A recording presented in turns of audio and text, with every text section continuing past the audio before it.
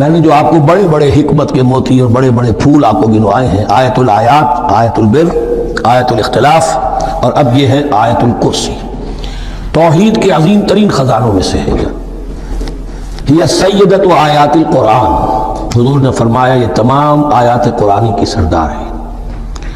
جس طریقے سے آیہ بر اور سورۃ العصر میں ایک نسبت ہے کہ ہدایت اور نجات کی شرائط ساری کی ساری ایک چھوٹی سی صورت میں اللہ نے جمع کر دی، والعصر ان الانسان لفی خسر الا الذین آمنوا وعملوا الصالحات وتواصوا بالحق وتواصوا بالصبر، لیکن اس کی تفصیل ایک آیت میں آئی، وہ آیت البر ہے۔ چنانچہ جو منتخب نصاب ہم نے مرتب کیا ہے دعوت قرآن کے لیے، میں پہلا درس سورۃ العصر کا ہے اور دوسرا درس آیت البر کا ہے۔ جو نسبت سورۃ العصر میں ہے کہ وہ سورت ہے، یہ آیت ہے، لیکن اس آیت میں کئی سورتیں نکل سکتی ہیں حجم کے اعتبار سے سورۃ العصر کے برابر۔ یہی نسبت ہے سورہ اخلاص میں، 4 آیتیں، توحید کا عظیم ترین خزانہ، اور یہ آیت الکرسی، یہ آیت ہے سورہ اخلاص، اس میں 4 بن جائیں گی حجم کے اعتبار سے، لیکن اسے حضور نے ثلث قرآن قرار دیا ہے۔ توحید کے موضوع پر جامع ترین سورت سورۃ الاخلاص، لیکن توحید اور خاص طور پر توحید فی الصفات کے موضوع پر عظیم ترین آیت یہ آیت الکرسی ہے۔ اللہ لا الہ الا ہو، اللہ وہ معبود برحق ہے جس کے سوا کوئی الہ نہیں، بڑا کیٹیگوریکل۔ الحی القیوم، وہ زندہ ہے از خود اور باخود، اس کی زندگی مستعار نہیں ہے۔ وہ جو کہا ہے کہ مانگ کے لائے تھے 4 دن، 2 آرزو میں کٹ گئے، 2 انتظار میں، عمر دراز مانگ کے لائے تھے، اللہ کی زندگی ہے اس کی از خود زندگی، کسی کی دی ہوئی نہیں، اور اس زندگی میں کوئی ضعف نہیں، کوئی کمزوری نہیں، کوئی احتیاج نہیں، آگے آ جائے گا، نہ اسے نیند آتی ہے نہ اونگ آتی ہے۔ قیوم، خود اپنی جگہ وہ زندہ جاوید ہستی ہے، اور باقی ہر شے کا وجود اس کے حکم سے قائم ہے، کوئی شے قائم نہیں ہے بغیر اس کے اذن کے۔ تو گویا کہ احد اور الصمد، اللہ اپنی جگہ احد، لیکن باقی پوری کائنات کے لیے صمد ہے۔ جو سورہ اخلاص میں 2 الفاظ آئے ہیں، قل هو اللہ احد اللہ الصمد، اللہ حی ہے اور قیوم ہے۔ لا تأخذہ سنۃ ولا نوم، اس پر غالب نہیں ہو سکتی نہ نیند نہ اونگ۔ لہ ما فی السماوات و ما فی الارض، آسمان اور زمین میں جو کچھ ہے اسی کا ہے، ملکیت تامہ، ملکیت حقیقی اس کی ہے۔ من ذا الذی یشفع عندہ الا باذنہ، کون ہے وہ جو شفاعت کر سکے اس کے پاس مگر اس کی اجازت سے۔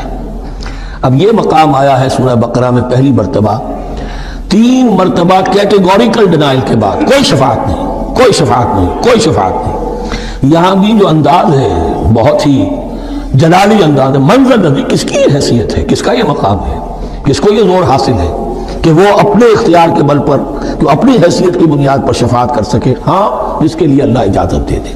استثناء کے ساتھ شفاعت کا یہاں پر پہلی مرتبہ آیا، ورنہ سورہ بقرہ کے 6 رکوع کی دوسری آیت، وَاتَّقُوا يَوْمًا لَا تَجْزِي نَفْسٌ عَن نَفْسٍ شَيْئًا وَلَا يُقْبَلُ مِنْهَا شَفَاعَةٌ وَلَا يُؤْخَذُ مِنْهَا عَدْلٌ وَلَا هُمْ يُنصَرُونَ۔ 15 رکوع کی دوسری آیت، وَاتَّقُوا يَوْمًا لَا تَجْزِي نَفْسٌ عَن نَفْسٍ شَيْئًا وَلَا يُقْبَلُ مِنْهَا عَدْلٌ وَلَا تَنفَعُهَا شَفَاعَةٌ وَلَا هُمْ يُنصَرُونَ۔ اور اب اس سے پہلے کی آیت میں آ چکا ہے وَلَا شَفَاعَةٌ، کوئی شفاعت مفید نہیں ہوگی، لیکن یہ کہ اس میں ایک استثناء ہے۔ اب یہ ذرا باریک مسئلہ ہے کہ شفاعت حقہ کیا ہے، شفاعت باطلہ کیا ہے، تو دورہ ترجمہ قرآن میں اتنی تفاصیل کے ساتھ بحث نہیں کی جا سکتی، وہ ایک علیحدہ موضوع ہے۔ حال ہی میں نے اس پر اپنے درس ریکارڈ کرا دیے ہیں۔ یعلم ما بین ایدیہم وما خلفہم، وہ جانتا ہے جو کچھ ان کے سامنے اور مجھ کو پیچھے ہے۔